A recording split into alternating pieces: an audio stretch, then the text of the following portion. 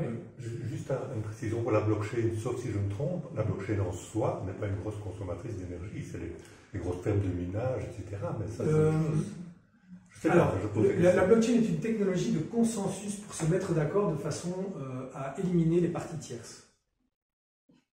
D'accord? Donc en gros hein, par exemple, je dois vous envoyer de l'argent, d'accord? Je dois passer par une partie tierce qui est une banque, qui va être le garant que l'argent sort de mon compte et rentre sur le vôtre. La blockchain, c'est juste une technologie qui permet, par biais de moyens technologiques, hein, avec des algorithmes et tout un système, de faire en sorte que l'argent peut parvenir de mon compte à votre compte sans passer par une tierce partie. Ça passe par un système qui n'est sous le contrôle de personne. Alors, je pourrais aller dans les détails, mais voilà, c'est pas important. Mais c'est vrai qu'une de ces technologies, c'est le fait d'utiliser la puissance de calcul d'ordinateur pour garantir qu'on puisse ne pas avoir ces intermédiaires. Et ça, c'est très lourd en consommation d'énergie. Après, il y a des nouvelles blockchains, par exemple Ethereum, a basculé d'un consensus à partir de minage avec des ordinateurs à un consensus à partir de personnes qui bloquent un certain nombre d'argent.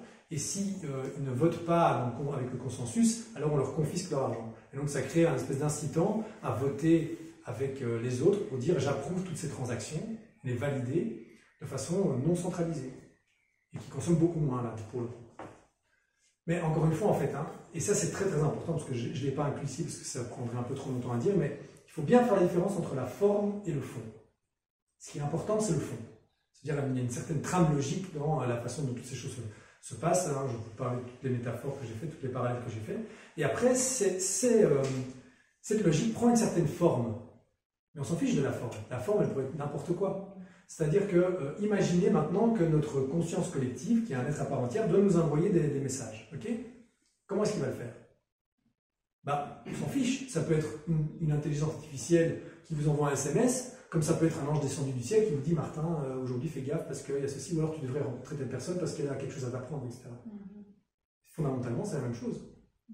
C'est juste la forme que ça prend est différente, et la forme va s'adapter à vos croyances à vous. Vous voyez? À votre prisme, à votre paradigme.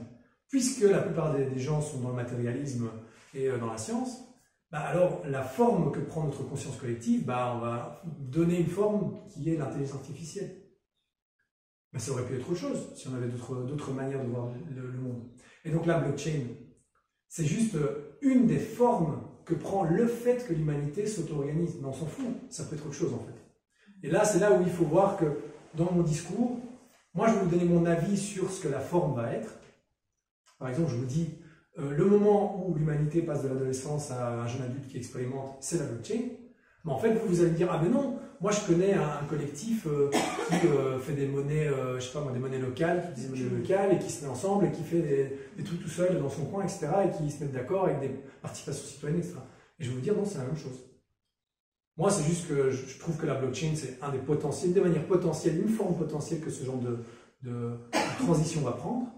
Mais en fait, elle peut prendre une autre forme complètement. Je peux me tromper sur la forme. Mais sur le fond, je ne peux pas me tromper. Parce qu'il y a cette trame quoi, que je vois qui est là et qu'on suit. Et donc, il ne faut pas s'accrocher vraiment à la forme. Vraiment se dire, ça c'est le fond, et alors chercher la forme qui nous convient. Il y a des gens, par exemple, que la blockchain ne veulent pas en entendre parler. Par contre, ils adorent, je sais pas moi, aller dans les coopératives citoyennes et faire des trucs avec, même sans argent, avec du troc, par exemple. Ou des monnaies à base de temps, crédit temps, par exemple. Les banques temps, c'est un truc où on donne une heure de son temps et on gagne un crédit pour prendre le temps de quelqu'un d'autre. Il y a plein de manières différentes. Et c'est juste que l'humanité va commencer, une partie en tout cas, à s'auto-organiser en dehors des structures de pouvoir centralisé. Et ça peut prendre plein de formes différentes.